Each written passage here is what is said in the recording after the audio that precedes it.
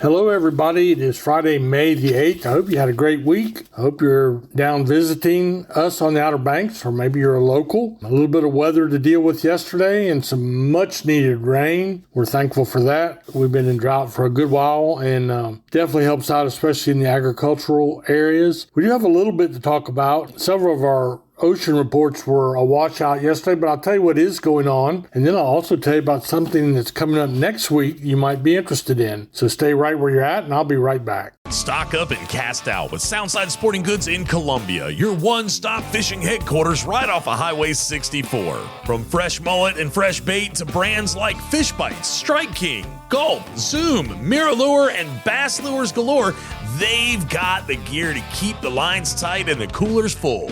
Need new fishing line?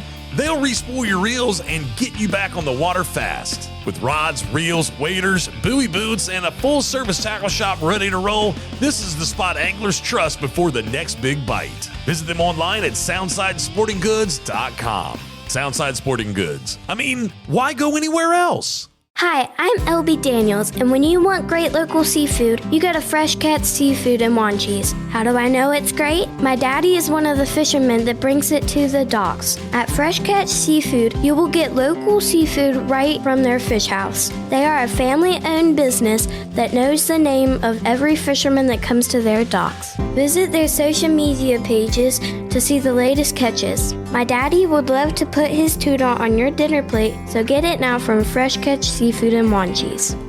So our offshore fleets, we can throw them all in the same boat. They were blown out yesterday, to the best of my knowledge. And, they have both fleets have been having good fishing. The Hatteras fleet has been having some very good blackfin tuna fishing. They're catching a few of the year's first wahoos, keeping in mind that Hatteras is the wahoo capital of the world, in my opinion. The wahoo, a long, skinny fish with beautiful dark blue skin with silver stripes, supposedly one of the fastest fish in the ocean, got a mouthful of teeth, and really, really versatile when it comes to eating, whether you grill it, blacken it, fry it, broil it, bake it, smoke it, whatever you want to do, really, really good. And they also were catching a few of the first mahi of the year, and there's been a few blue marlin bites, which will become more important when we get to the end of today's segment. Inshore, their boats had been catching plenty of sheephead. They've been fishing for schools of drum around the inlet and catching what I'm calling big bluefish, 7 to 11 pounds. Seems like what most of them are. The Oregon Inlet fleet, blown out, as I said, offshore, but also they got some stuff in the news. They're catching some of the first cobia of the year, which is, a lot of people go crazy over cobia. A lot of fun, sight casting. The same way it is sight casting to a school of big drum, which they also have been running across up and down the beach back of the inlet. We also are hearing reports of Spanish mackerel and bluefish. The Spanish mackerel is new to our report this past week, and glad to have them. They are really a delicately tasting fish, real good. You fillet them, or you fillet them. You don't have to skin them. You throw them on the grill. You can pan fry them. I would love to have a piece of fried Spanish mackerel right now. Maybe you could ask for it in some of your local restaurants. So that is really it on the offshore and near shore. In the surf, it was hit or miss. We continue to see a lot of red drum being caught in all the size ranges, although mostly the puppy drum are kind of taking over now. We've been seeing them on the piers where the temperatures are just now reaching 60 degrees on Hatteras Island, maybe a little bit above that. But the piers in general, it boils down to a primary group of fish and a secondary group of fish. And the primary group for most of our Hatteras Island piers, and now we're seeing a little bit more on the piers north of Oregon Inlet, like Jeanette's Pier, Nags Head Pier, all of those piers. Fishing Unlimited has been seeing a few bites on some of these, but the primary bite is the red drum, the sea mullet, the bluefish, and there's also been in the surf some sandbar sharks, all the way up to Corolla, actually. The secondary species are black drum and Spanish mackerel, and there's been a few croakers.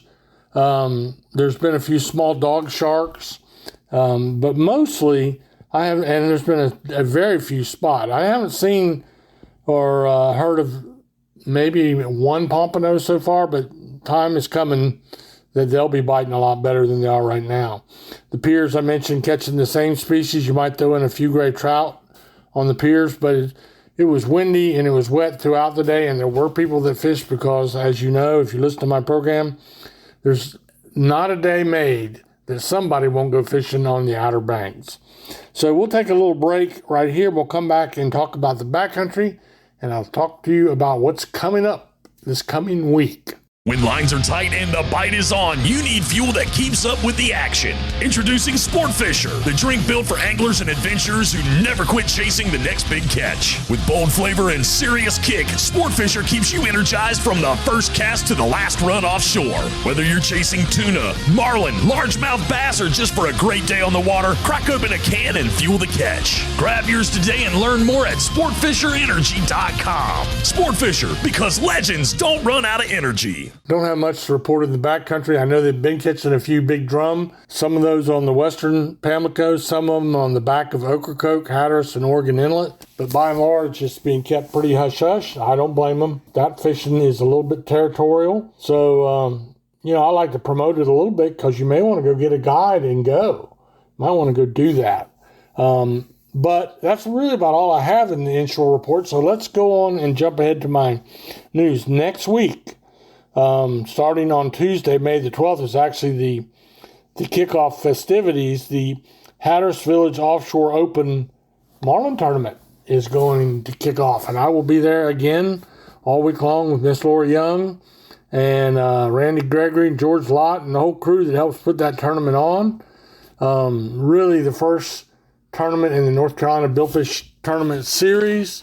So it's a lot of fun. I love going back down there to my roots, my North Carolina roots in Hatteras, where I started 50 years ago, believe it or not. And that tournament fishing days are Wednesday through Saturday of next week, May the 13th through May the 16th. The way that works is that they pick 3 out of 4 days. Last year, almost everybody laid in on the first day. So if you're going to choose a day to come down and walk the docks, which everything is open to the public, you can walk around Teachers Lair, you can walk around Hatteras Harbor, Odin's Dock, or even the Hatteras Marlin Club, and you can look at the boats and talk to the crews and all that. Really great thing to do if you're visiting Hatteras that week, to stop on by.